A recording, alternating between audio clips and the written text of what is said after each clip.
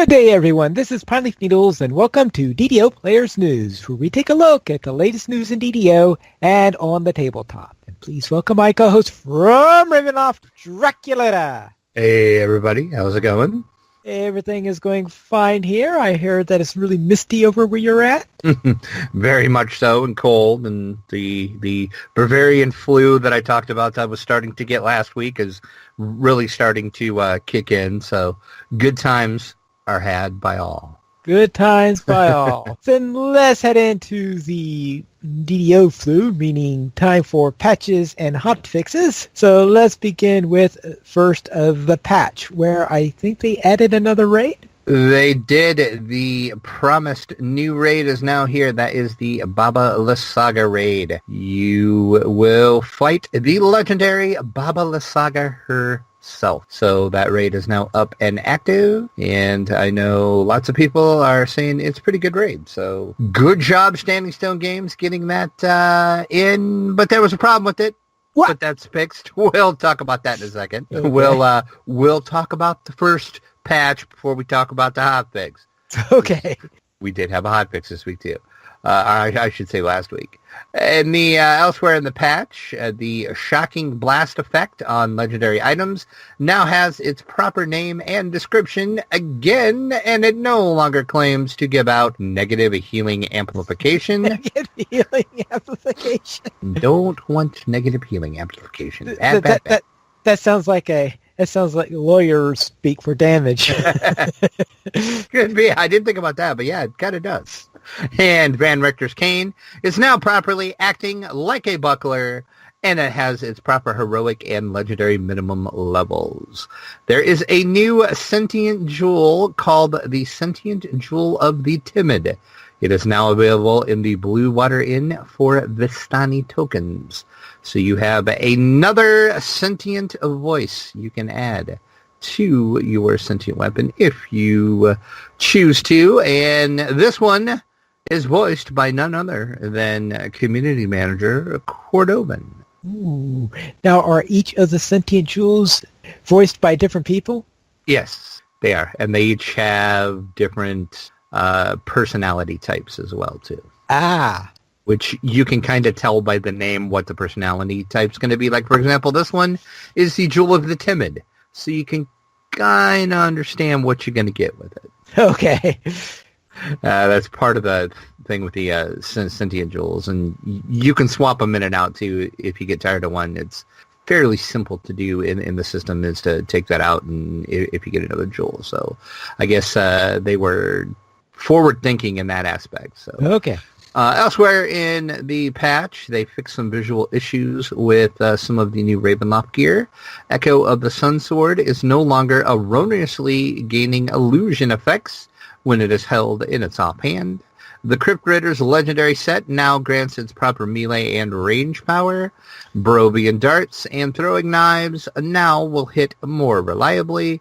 And there was a change with the inherent bonuses for tomes that you apply. And the changes are now level 1, you can use +2 tomes. At level 3, +3, level 7, +4, +5 at level 11, +6 at level 15, +7s at level 19, and at level 22, the 8 and higher tomes.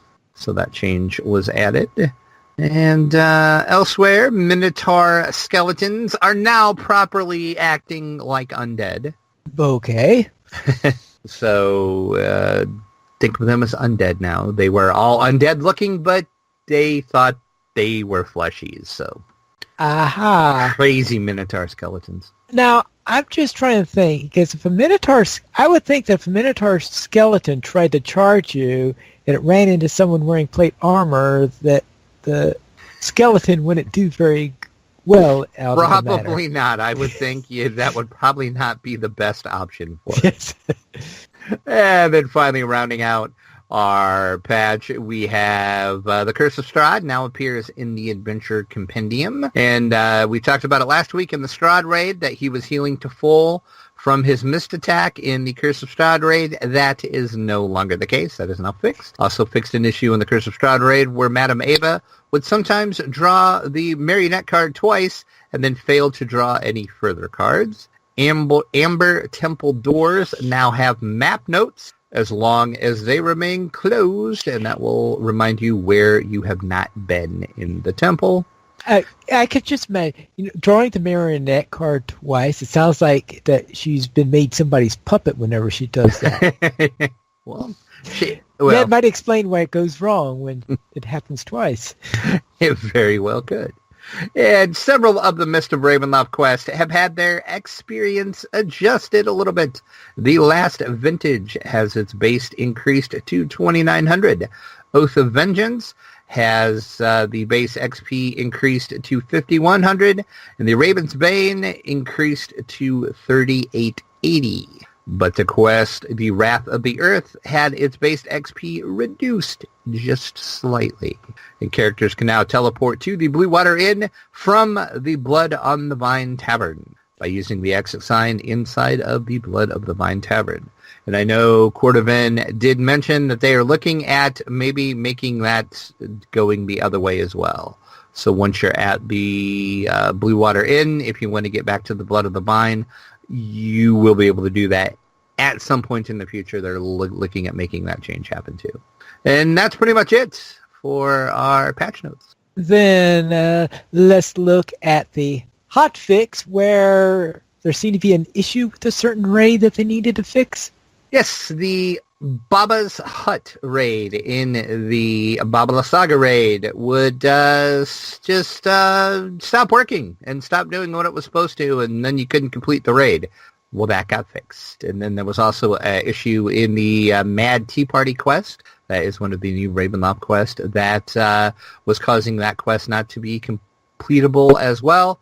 That was fixed in the hotfix as well. So hotfix just fixed those two things. But unfortunately, we had to have downtime 2 days in a row last week. Oh, well. But it's fixed now. That's the most important part. All right. I guess you got a point there. So therefore, let's go to the producer's letter, or maybe not a producer's letter, or a delayed producer's letter. Maybe not.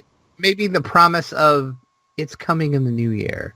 There was a forum post that was entitled, "Will there be a producer's letter in the near future?"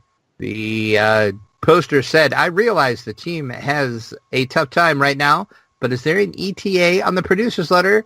Cordo mentioned in his stream a while back, and Cordovan chimed in, "Yes, but we've run out of time to get it done by the end of the year. Expect the producer's letter in the new year." All right. So no exact time frame on when in the new year, but I would assume it would be, I'm not going to say real early in the year, but I would say maybe late January, middle February. I'm just guessing. All right. Now, before we continue, I do have one little question concerning the Baba raid. Mm-hmm. And that is, what is the relationship of Baba to the story of Ravenloft, since I usually remember him based on his dancing hut rather than on... Yes, Baba Lysaga. She was Strahd's nursemaid. Ah, okay. And she is the one that first realized that he had potential to be a major player, I'll put in Barovia. So she is the one that made sure she did some things to make sure that he got some magical abilities. And then she kind of did, she's not really a lich, but she kind of did what liches do to gain immortality, because she wanted to watch her, as she refers to him, as her child grow up. And now she watches him from afar still. Okay. So that is the story of Baba Saga and why she is important. She is actually pretty important in the whole lore of Ravenloft. All right. All right. Thank you for that. So therefore, let us go to another important voice in Ravenloft, and that is Allie Murphy.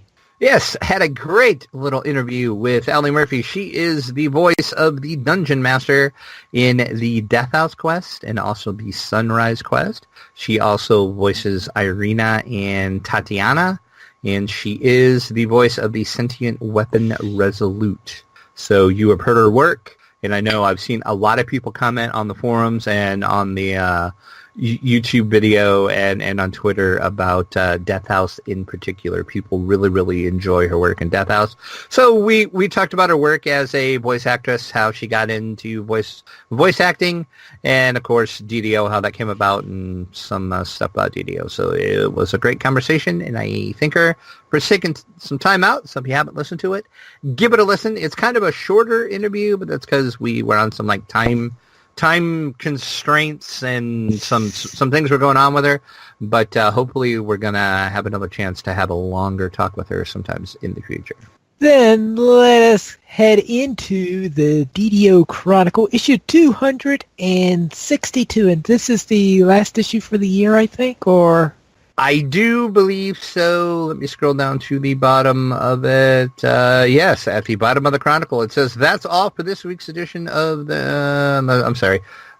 Note, this is the final DDO Chronicle of 2017. We will see you in the new year. So yes, no Chronicle next week. Very well. And then, what is this top? I presume it's somewhere within Mists of Ravenloft. But... I do believe that is down in the...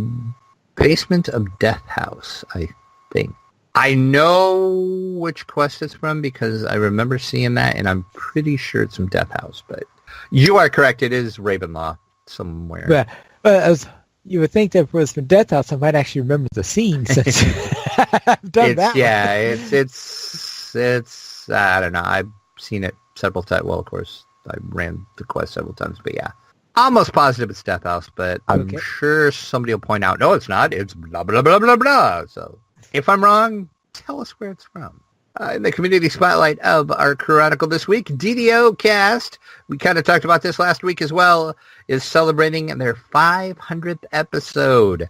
And they did actually record that episode on Saturday, and it's actually already released. It's actually out now, so you can take a listen to that. But congratulations to you, Patrick, and everybody that was on DDO Cast before him. And that's just amazing to see a podcast get to 500 episodes, much less a DDO podcast. So great job on that. Now, how long till we get to our 500 now? Well, this is 159, so... a few to go. Gonna say a few years, I'm gonna say. We'll see if we make it that far. All right. I hope we do, but we'll see. And then we got a shout out for the Allie Murphy interview that we just talked about. And then don't forget the fan-sponsored Ravenloft trailer contest was a success. There were several entries to that contest, so you can go over into the forum link there and watch the entries, and we should find a winner. I would think pretty soon he's going to pick the winners for that. So, but there was some really amazing trailers that were created. The community is pretty amazing. And then Tina Blade has created a walkthrough for the wilderness area of Barovia. If you need help finding the journals and stuff, he's kind of giving you some hints on where to find them and where to find the rares as well. So if you're wanting to fill out all of that in Ravenloft, check out Tina Blade's video with the link over in the Chronicle. And then, of course, we have our Fansite News section. We got a shout-out for last week's episode where we broke new ground. And I won't spoil what that new ground was. You'll just have to listen to the episode to find out. It's at the end of the episode, I'll say that. Oh, that ground. Yeah. Something happened that's never happened on the show before. And then the Dabs is a DDO headed into Ravenloft with somebody named Draculetta. So check that out if you want. That was a fun time. SA returns from DDO after taking a break and has an interesting write-up about the journey back to DDO. And Gaming SF is also questing in Barovia. Pineleaf, you had some fresh break dreams, apparently. Apparently so. And yeah, when I was running through that, I was a bit surprised that somehow I had thought that there was a little bit after what I did, because I thought that when the hags escaped and I was supposed to chase her down, but I said, wait, what happened? You're all dead. Wow, yeah, you actually killed them all in the windmill? I didn't think you could do Yeah, that. I didn't know that was possible, but I didn't either. As many times as I've ran that quest, I've never... Wow, that's pretty amazing. because burning the thing down said, okay, you're done. Boop, what? Well, okay. You got off easy on that one. Yeah.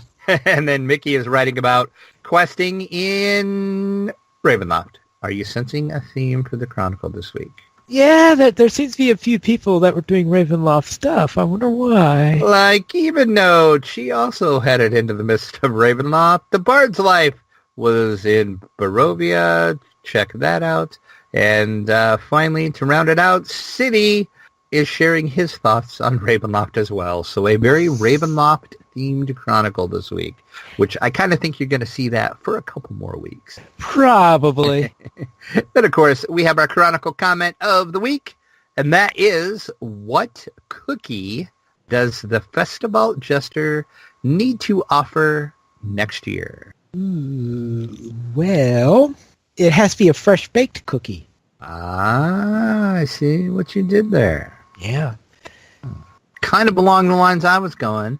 I was saying there needs to be a Barovian mist cookie, and that will shroud you in a mist, so then you are treated as an incorporeal person for maybe 5 minutes or something after eating it.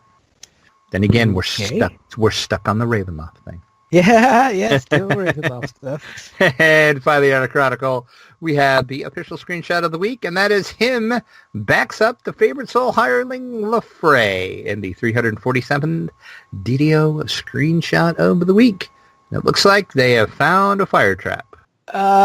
It's possible. Are Lefray, is he the one that casts, can't remember what spells he casts.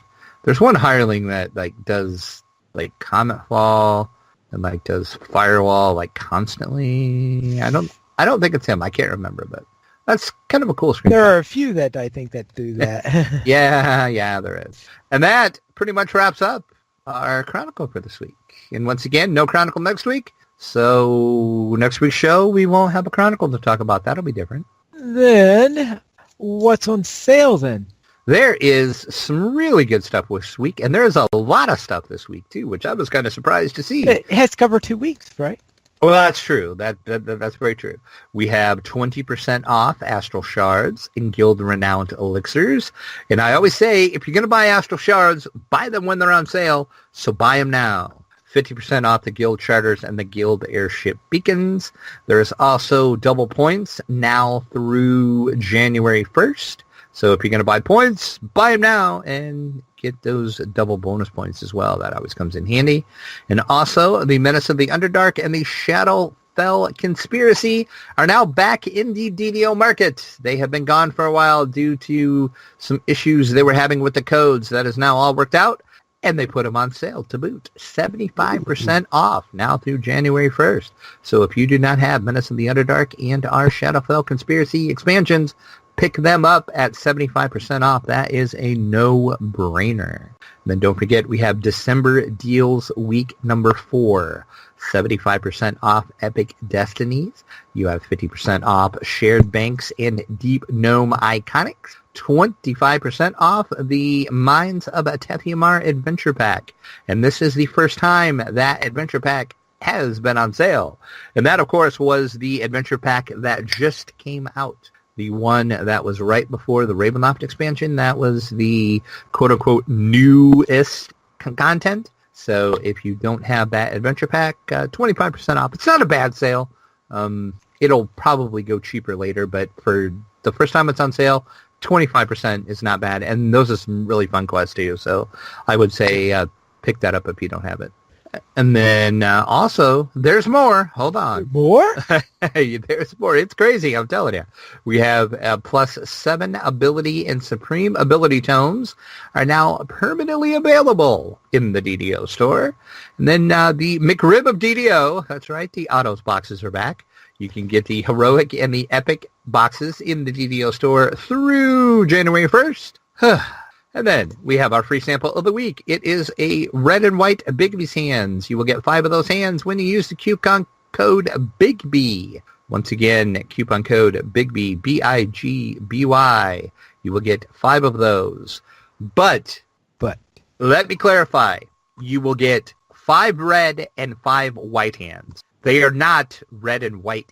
I was hoping they created like a new like candy cane colored Bigby's hand, for like the holidays, because that would have been just amazing. But no, but you do get 5 each, so you end up with 10 hands, which is kind of cool. So you will get 5 red and 5 white. They're not red and white. I was kind of disappointed, but anyway. Well. Once again, that code is BIGBY, BIGBY, and that free sample runs through December the 28th. Quite a list there. I know. I was like kind of shocked. I mean, I realized, like you said, it's got to go for 2 weeks, but they just went crazy with their sales this week. They were trying to compete with Steam or something like that. Yeah, maybe. But let's head into what's coming in from the dungeon, and the first thing is an announcement from Gen Con where they are changing their price structure for their badges. Yeah, this is just weird. This is just weird. So what Gen Con is doing, they said they want to simplify things. So now Gen Con is only going to have one price for each badge. They have also adjusted the pricing to uniform cost to reflect the change. Badges for Gen Con 2018 will go on sale on January the 24th, and they will remain on sale while supplies last. So the updated pricing is as followed. The 4 badge is $110. So that is the 4-day badge. So $110 for the 4-day. $60 for Thursday only, $60 for Friday only, $70 for Saturday only, $15 for Sunday only. If you are a retail person and you want the trade day badge, that is $200. And then if you want the VIG, it's $600 or $650 for returning. I'm sorry, I read that backwards. It's $600 for the returning VIGs, $650 for a new VIG. So to sum this up, what they did is before what they would do is you could get on the pre-order on the badges, and the badges were like a little cheap. Like if you got the 4-day badge during the pre-order window, it was, I think, like $20 cheaper, $25 cheaper, something like that. Well, now they're basically just doing away with pre-orders, and you just can get your badges up until they sell out. It's just weird. I don't understand this. And then they're also changing the way they do Sunday as well. Gen Con did say in previous years they offered a package of 4 family fun badges at a discounted rate. After reviewing the Gen Con 50 data, the typical Family Fun Day purchaser bought 2 or fewer badges as part of the Family Fun Day package. To address this inefficiency, they have replaced the Family Fun Day package, but don't worry, Sunday badges will remain a great value, but you will not need to purchase the package to attend the convention on that day. Instead, Gen Con is going to offer a single attendee Sunday badge at the flat rate of $15. And then they also raised the minimum age that children can enter the convention free of charge, which is now, if you are 10 and under, you will get in free. Anybody over 10 will have to buy a badge. So, right? I don't know. They kind of made a big deal about this, and it's really not that big a change, but some people were really freaking out about it. To sum it up, there's no pre-orders for badges anymore, and they raised badge prices a little bit. The TLDR version of the story right there. All right. I suppose that's the... I guess we could then go out and go to a movie then, though I have a feeling the movie I'm thinking of is going to be a few years in the making. I was going to say, you're going to be waiting a little while. But we do know the release date for the long-awaited Dungeons & Dragons movie. Okay. This release date, as you're saying, I mean, isn't it a bit premature to be putting out a release date before they've done anything in the production of the movie? I kind of thought it was. This came out of nowhere too.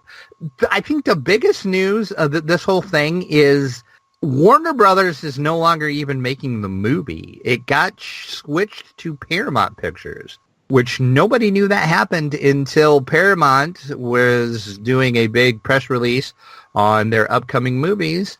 And about the middle of that press release, they talked about the Dungeons and Dragons movie.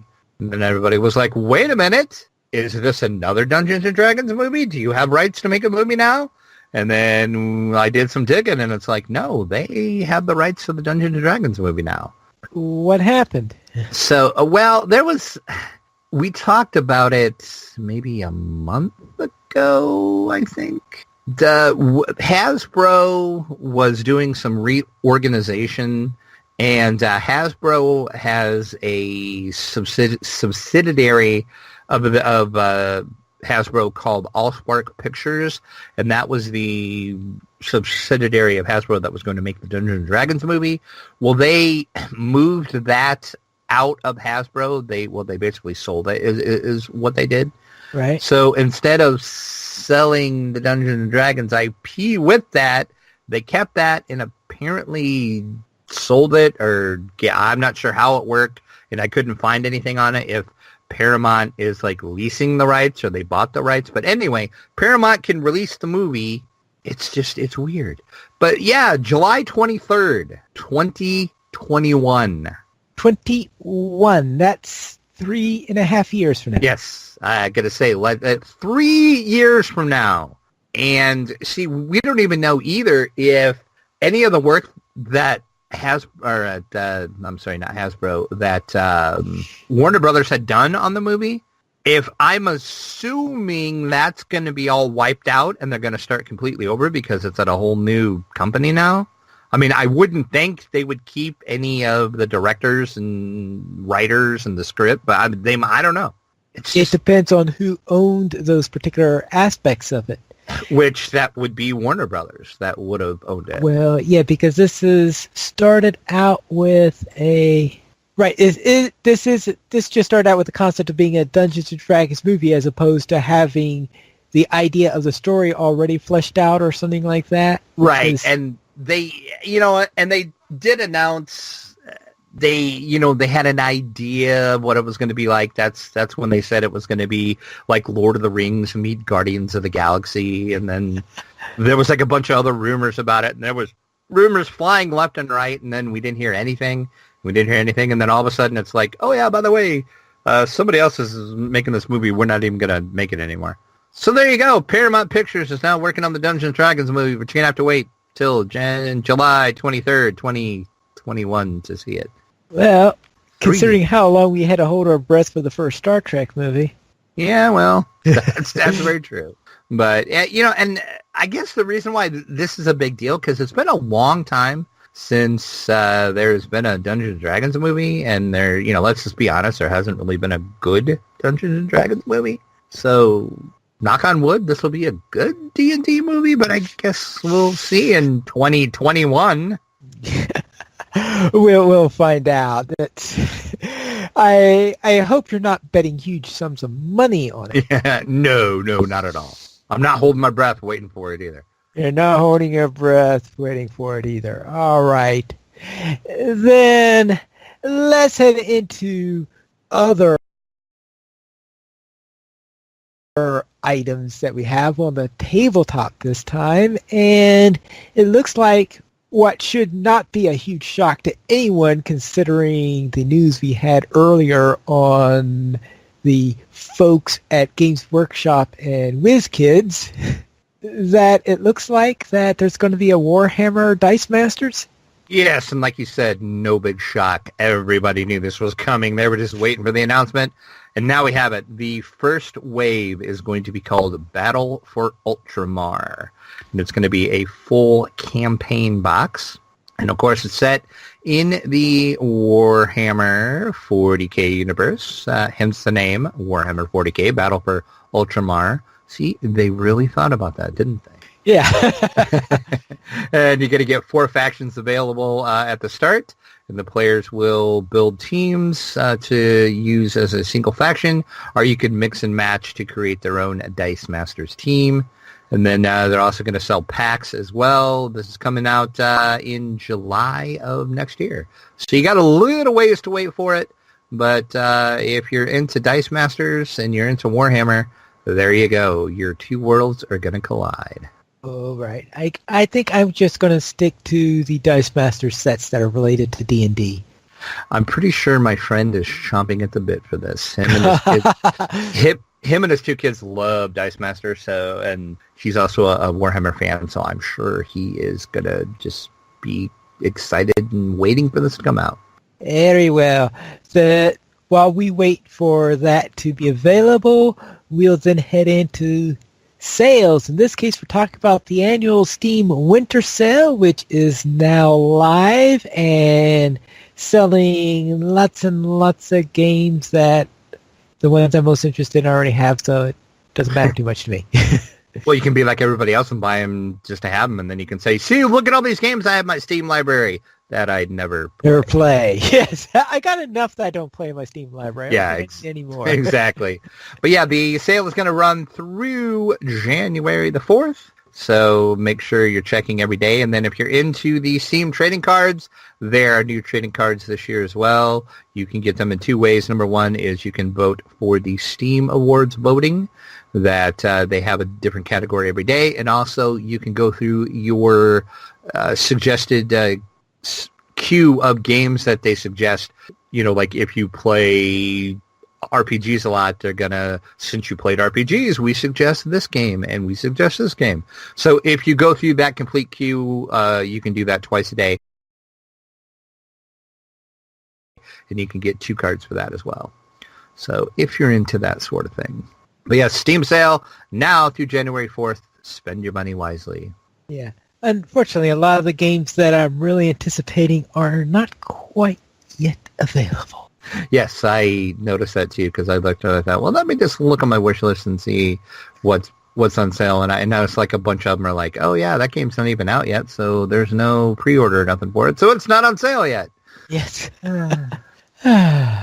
So let's head into our week in gaming. And Drac, what were you up to, and did it involve a misty location?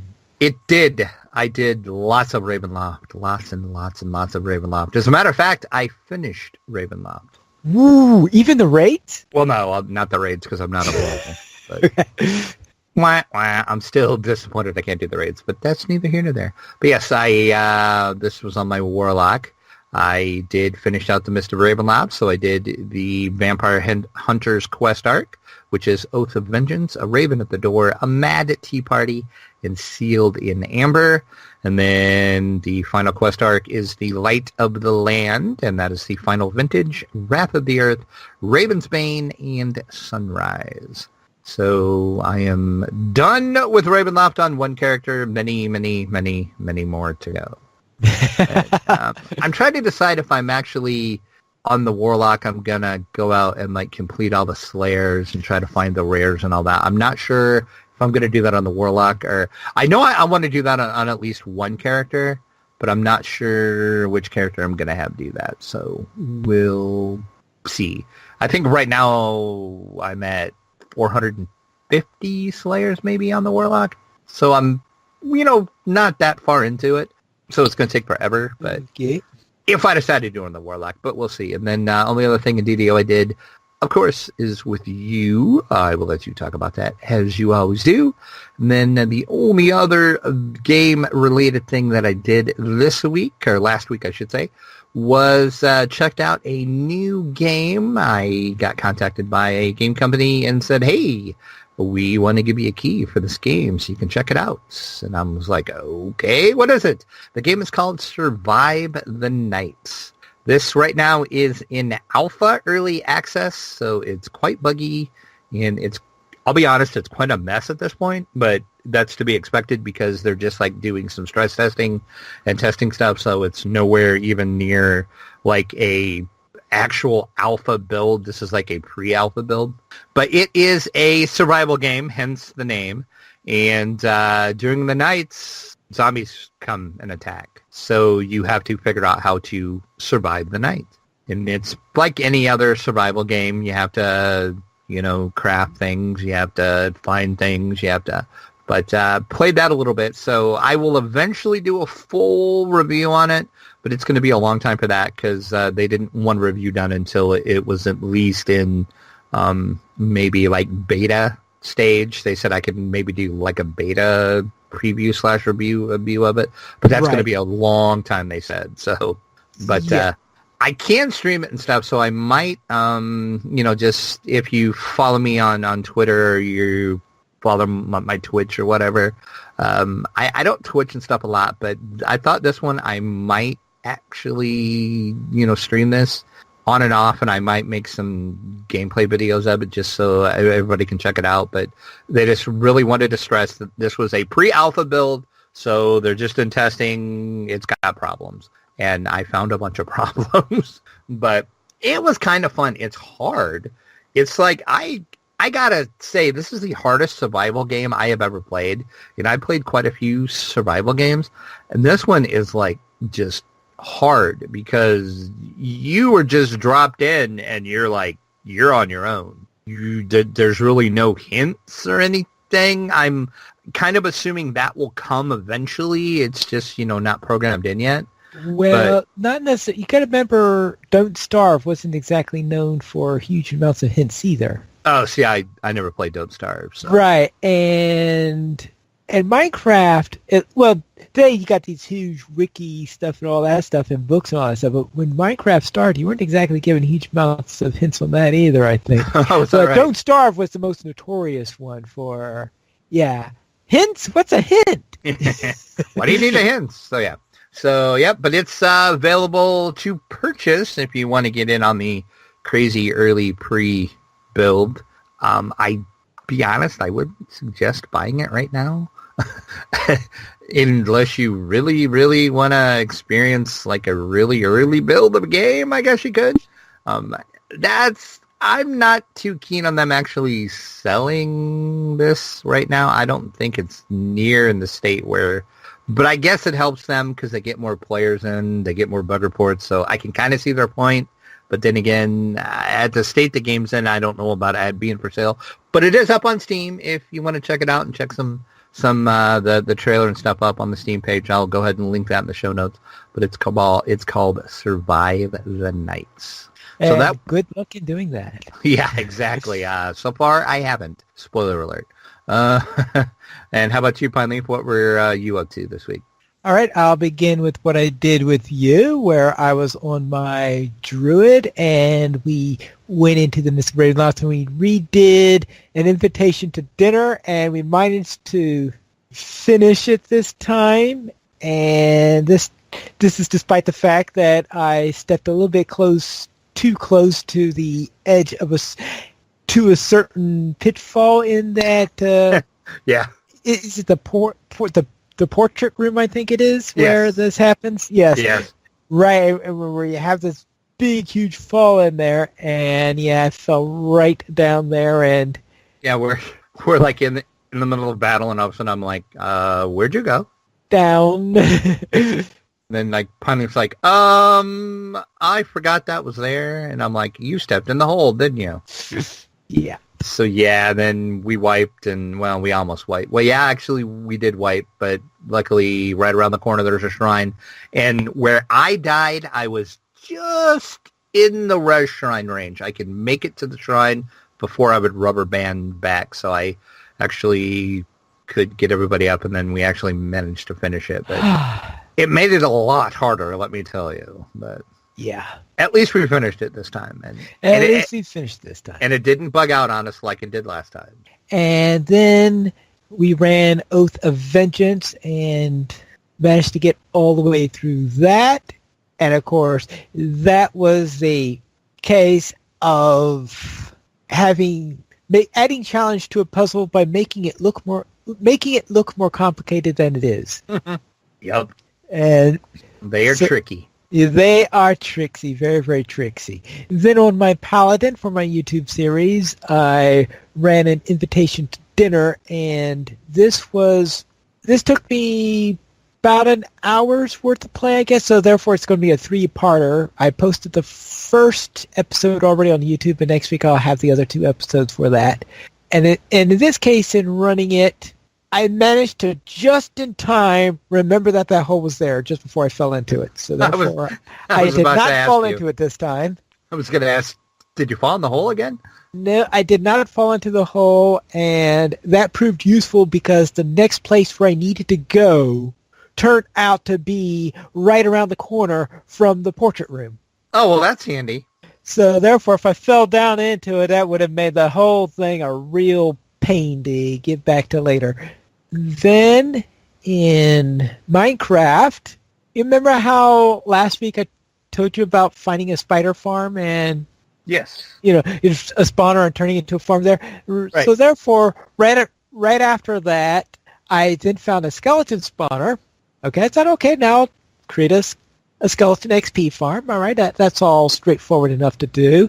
Then I was doing further exploration after that, and I wound up finding a double cave spider spawner.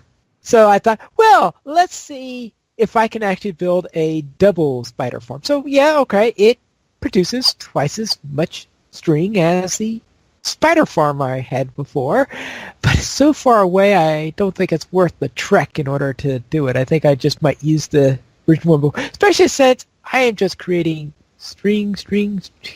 Just create so much of that stuff. It's not like I'm in want of it. It's hard to believe that 2 weeks ago I would have begged to get some wool. I was going to say, didn't you talk about last week how you need to let a bunch of that wool to make some tapestries or something? Yeah, some banners for the temple. Okay, banners. All right, that's what it was. Yeah, some banners in there. Well, believe me, I'm not in desperate need of it anymore. Strike the record from what you said. Oh no, it's like those string farms are just like producing string like crazy, turning them into wool, and voila, I have banners all over the place now. And that's handy because I have finally completed level 1 of the dungeon. Oh, awesome. Yep. And yeah, you had said that was your goal. You were hoping you could do that this week. I was hoping I could do that this week, so now I have. Awesome. And in fact, on the episode I posted this morning and the one that I'm posting tonight are my tour of the Temple of Elemental Pine, where I'm going all over there, showing everything that I've done in there. I still love that name, by the way, the Temple of Elemental Pine. That is awesome. Temple of Elemental Pine. Yes, and I have all sorts of fun. Now, there are a number of rooms in there that aren't exactly known for being furnished because it's like, okay, what am I going to do with this room? Because there are a lot of rooms in there that are just guard rooms and barracks and stuff. True, like yeah. Like, okay, what am I going to do with those? So I do have to figure out what to do with it.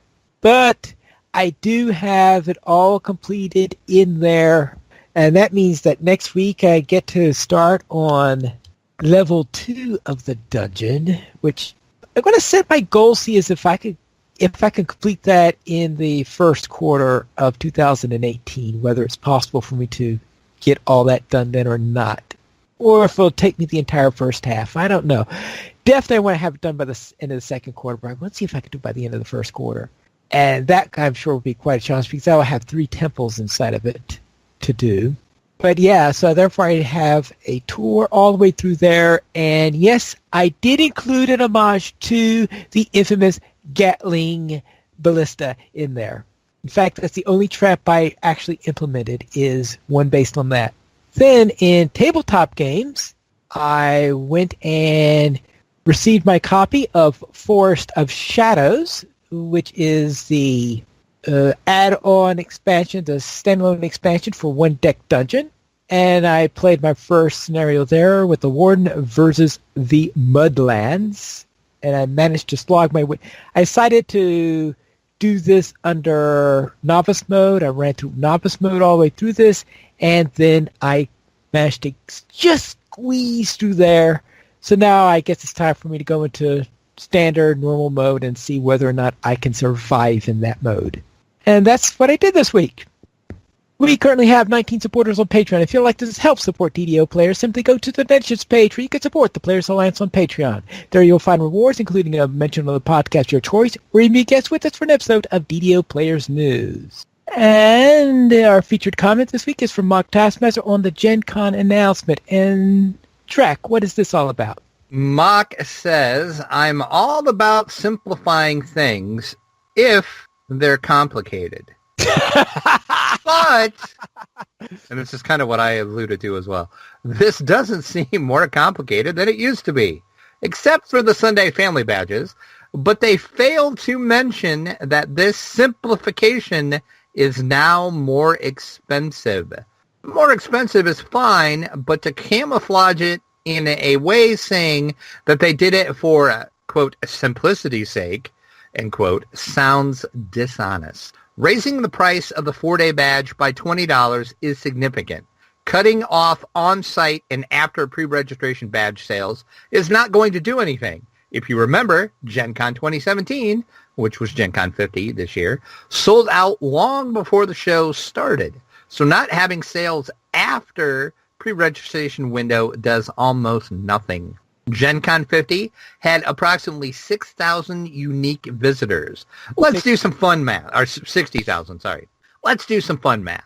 Let's just say a third of those were 4-day badges. So 20,000 4-day badges sold. This year, increasing the price $20 is a pretty big increase in revenue for Gen Con LLC, approximately $400,000. Granted, yes, I'm absolutely positive that Indy is charging them more, and probably a lot more, based on their sellout numbers last year. I don't mind paying the extra $20 per badge at all. Prices often go up, which means an extra $60 since I buy 3 badges for me and my 2 sons. The previous Gen Con 50 and Gen Con 2016 badge prices were the same. What I am perturbed about is that they're trying to use their marketing speak in hiding the fact that they're increasing cost in such a way. They absolutely know we're gamers by nature and can and do sniff this kind of BS out easily. All that said, can't wait until August. Oh, and I'll probably have to purchase badges earlier than ever this year if a sellout like last year is any indication. And then he does list last year's complicated pricing. The 4-day badges, which sold out, were $90 for pre-registration, $120 after pre-reg. Thursday also sold out, $55 pre-reg, $75 after. Friday sold out as well, $55 pre-reg, $75 after. And the Saturday, $55 pre-reg, $75 sellout. So it's kind of what I alluded to earlier. It's not that big of a deal. Just call it what it is. Yeah, I agree with Mock 100%. So thanks for writing in, Mock. We did not receive any emails this week, but if you'd like to send us one, you can send it to podcast@ddoplayers.com. You can also follow us on Twitter, the Players Alliance @PlayersAllied, DDO Players @DDO Players, Draculetta @Draculetta_72, and Pineleaf @Pineleaf Needles. The Players Alliance has 2 live shows every Monday at 8:30 p.m. U.S. Eastern Time. We have DDO Players News, and on Saturdays at 8:30 p.m. U.S. Eastern Time, we have Lucha Players News. You can choose our live shows at ddoplayers.com/live. And join us for next week because we are having a show on New Year's Day. And this will be our year-end review and resolution show. So we'll see what we managed to complete this year. And until then, this is Piney Needles reminding you to quest responsibly.